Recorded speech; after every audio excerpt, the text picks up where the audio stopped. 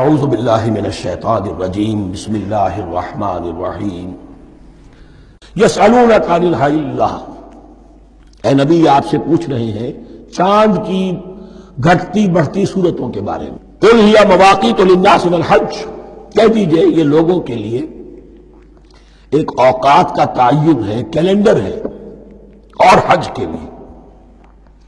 اب دیکھو آپ کو معلوم ہے کہ یہ اللہ تعالیٰ نے کیلنڈر لٹکا دیا ہے، معلوم ہو گیا یہ چاند پہلی تاریخ ہو گئی۔ کچھ دنوں کے بعد آپ نے دیکھا معلوم ہوتا ہے کہ اب ایک ہفتہ گزر گیا ہے، آدھا چاند ہو گیا ہے، 2 ہفتے ہو گئے، پورا چاند ہو گیا ہے، پھر نے گھٹنا شروع کیا۔ تو یہ گویا کہ لوگوں کے لیے اوقات کار کی تعین کے لیے، اور خاص طور پر سب سے اہم شے حج۔ اور یہ نوٹ کیجئے، صوم کے بعد حج، اور حج کے ساتھ قتال۔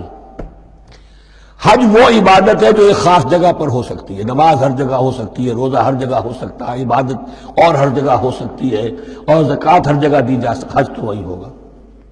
اور وہ تھا اس وقت زیر تسلط مشرکین کے، اور مشرکین کے تسلط سے نکالنے کے لیے قتال لازم تھا۔ اس قتال کے لیے صبر پہلے پیدا ہونا ضروری ہے۔ جو گھوڑوں کو روزہ رکھواتے تھے پہلے خود روزہ رکھو۔ یہ ترتیب ہے، ربط ہے۔ صوم کے احکام فوراً حج اور قتال کے احکام۔ یسألونک عن الحلۃ قل ہی مواقیت للناس والحج ولیس البر بأن تأتوا البیوت من ظہورها ولکن البر من اتقی، اور یہ کوئی نیکی نہیں ہے کہ تم گھروں میں ان کی پشت پر سے داخل ہو، بلکہ نیکی تو اس کی ہے جس میں تقوی ہے۔ یہ اصل میں ان کے ہاں ایک رواج تھا، کیونکہ حج تو ہو رہا تھا ایام جاہلیت میں بھی، اس کے مناسک کی بگڑی ہوئی شکلیں بھی موجود تھیں، کچھ ترمیمیں انہوں نے کر دی تھی، یہ حج تو تھا ان کا۔ وہ یہ کرتے تھے جب گھر سے مکے سے نکل گئے احرام باندھ کر، اب اگر کسی ضرورت سے گھر واپس جانا پڑ گیا تو سمجھتے تھے کہ احرام باندھ کر نکل آئے ہیں، اب دروازے سے تو نہیں جا سکتے، گھسیں گے کہیں پیچھے سے، کہیں اوپر سے پھاند کر دیوار آئیں گے، اور اسے سمجھتے تھے بڑا تقویٰ ہے۔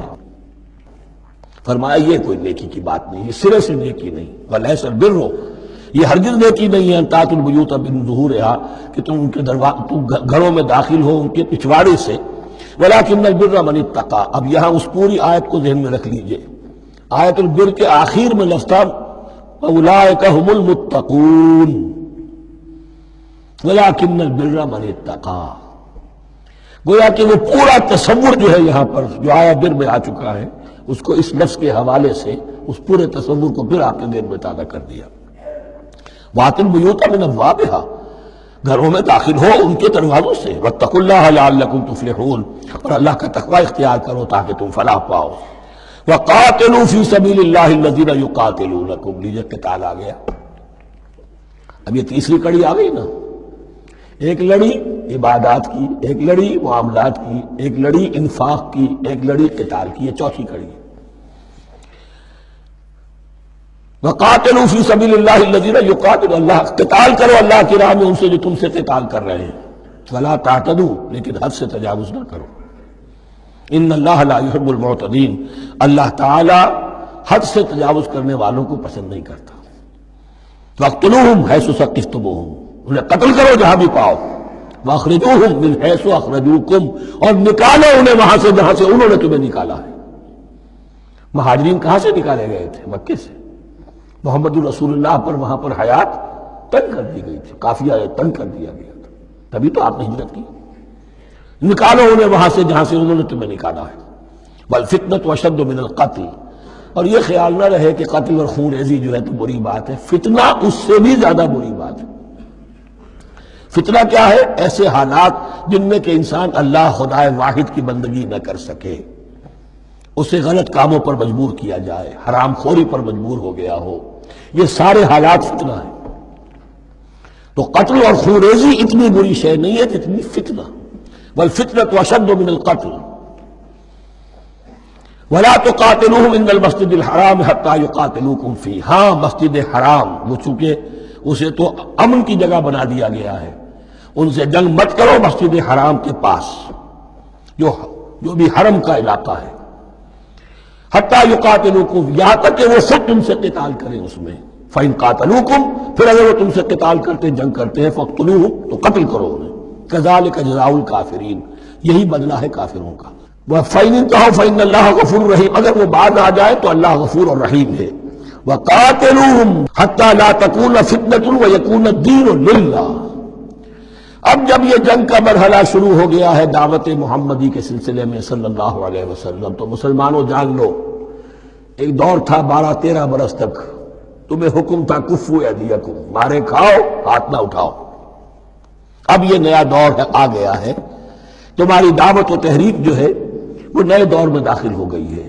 اب جب تمہاری تلواریں نیام سے باہر آ گئی ہیں، اب یہ نیام میں نہ جائیں جب تک کہ فتنہ بالکل ختم نہ ہو جائے اور دین اللہ ہی کے لیے ہو جائے، اللہ کا دین قائم ہو جائے۔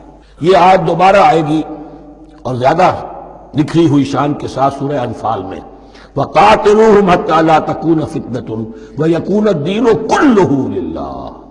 دین کل کا کل، جز نہیں۔ دین کی بالادستی پوری انسانی زندگی پر، انفرادی بھی اجتماعی بھی، اور اجتماعی کے بھی سارے پہلو، politico socio economic system totally وہ اللہ کے احکام کے تابع ہو۔ وَقَاتِلُوهُمْ حَتَّى لَا تَكُونَ فِتْنَةٌ وَيَكُونَ الدِّينُ لِلَّهِ فَإِنِ انتَهَوْا فَلَا عُدْوَانَ إِلَّا عَلَى الظَّالِمِينَ۔ پھر اگر وہ باز آ جائے، صلح چاہے تو ٹھیک ہے، پھر ظالموں کے اوپر جو ہے سوائے ظالموں کے کسی پر زیادتی جائز نہیں۔ الشہر الحرام بالشہر الحرام، حرمت والا مہینہ بدلہ ہے حرمت والے مہینے کا، والحرمات قصاص، اور حرمات کے اندر بھی بدلہ ہے۔ فَمَنِ اعْتَدَىٰ عَلَيْكُمْ فَاعْتَدُوا عَلَيْهِ بِمِثْلِ مَا اعْتَدَىٰ عَلَيْكُمْ، تو جو کوئی بھی تم پر زیادتی کرتا ہے، دست درازی کرتا ہے، تو تم بھی اس کے خلاف کارروائی کرو، اقدام کرو جیسے کہ اس نے تم پر زیادتی کی۔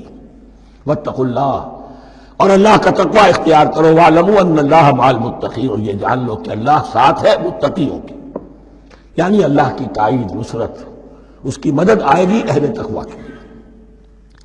اب دیکھیے وہ تیسری کڑی یہاں بہت چھوٹی سی آئی ہے، قتال کی ذرا زیادہ بڑی کڑی آ گئی ہے اور یہ چھوٹی سی کڑی آ رہی ہے۔ قتال کے لیے لازم ہے انفاق بھی۔ جنگ کیسے ہوگی اگر فوج کے لیے ساز و سامان نہ ہو، رسد کا اہتمام نہ ہو، ہتھیار نہ ہو، سواریاں نہ ہو، کیسے ہوگی جنگ؟ وَأَنفِقُوا فِي سَبِيلِ اللَّهِ وَلَا تُلْقُوا بِأَيْدِيكُمْ إِلَى التَّهْلُكَةِ، خرچ کرو اللہ کی راہ میں اور مت ڈالو اپنے آپ کو اپنے ہاتھوں ہلاکت میں۔ یعنی اللہ کا دین اس وقت اسے احتیاج ہے، وہ پیسہ چاہتا ہے، جیسے حضور نے تبوک کے موقع پر عام اپیل کی اور آپ اپنے مال کو لے کر بیٹھے ہوئے ہیں، تو گویا کہ آپ نے اپنے آپ کو ہلاکت میں خود ڈال دیا۔ یہ انفاق ہے، جہاد بالمال۔ وَأَنفِقُوا فِي سَبِيلِ اللَّهِ وَلَا تُلْقُوا بِأَيْدِيكُمْ إِلَى التَّهْلُكَةِ وَأَحْسِنُوا إِنَّ اللَّهَ يُحِبُّ الْمُحْسِنِينَ، اور احسان کی روش اختیار کرو، دین کے اندر بھی خوبصورتی پیدا کرو، دین میں بہتر سے بہتر مقام حاصل کرنے کی کوشش کرو۔ ہمارا معاملہ کیا، دنیا میں آگے سے آگے اور دین میں پیچھے سے پیچھے۔ دین میں یہ دیکھیں گے اس سے کم پر گزارا ہو سکتا ہو، کوئی اور شے ہو کہ جس میں اس سے کم سے بھی بات پوری ہو جائے، دین میں یہ ہوگا، اور دنیا میں آگے سے آگے ہے جستجو کہ خوب سے ہے خوب تر کہاں۔ تو اگر یہ جستجو دنیا میں ہے، اس سے بڑھ کر دین میں ہونی چاہیے۔ فاستبقوا الخیرات، نیکیوں میں ایک دوسرے پر بازی لے جانے کی کوشش کرو۔ وَأَنفِقُوا فِي سَبِيلِ اللَّهِ وَلَا تُلْقُوا بِأَيْدِيكُمْ إِلَى التَّهْلُكَةِ وَأَحْسِنُوا، اور احسان کی روش اختیار کرو۔ ان اللہ یحب المحسنین، یقیناً اللہ تعالی محسنین کو، ان لوگوں کو کہ جو درجہ احسان پر فائز ہو جائیں، محبت کرتا ہے، انہیں پسند کرتا ہے۔ یہ حدیث جبرائیل اگر ذہن میں ہو تو 3 درجے ہیں، جیسے میں نے آج بتایا آپ کو، وَنَحْنُ لَهُ مُسْلِمُونَ وَنَحْنُ لَهُ عَابِدُونَ وَنَحْنُ لَهُ مُخْلِصُونَ۔ 3 درجے دوسرے ہیں، اسلام، ایمان، احسان۔ اخبرنی عن الاسلام، اخبرنی عن الایمان، اخبرنی عن الاحسان۔ احسان کیا ہے؟ ان تعبد اللہ کانک تراہ فإن لم تکن تراہ فإنہ یراک۔ یہ سارے کام جو دین کے لیے کیے جا رہے ہوں، عبادت ہے، جہاد ہے، قتال ہے، ایسی کیفیت میں، ایسے اخلاص کے ساتھ، گویا کہ تم اپنی آنکھوں سے اللہ کو دیکھ رہے ہو، اور اگر تم اللہ کو نہیں دیکھ رہے تو کم سے کم یہ کیفیت تو تمہاری ہو جائے کہ تمہیں مستحضر رہے کہ اللہ تمہیں دیکھ رہا ہے۔ یہ احسان ہے۔ وَأَحْسِنُوا، عام طور پر اس کا ترجمہ اس انداز میں نہیں کیا گیا ہے، اس کو اچھی طرح سمجھ لیجئے، ویسے یہ مضمون کھل کر آئے گا سورہ مائدہ میں۔ ان اللہ یحب المحسنین، یقیناً اللہ تعالیٰ محسنین کو پسند کرتا ہے۔ صدق اللہ العظیم۔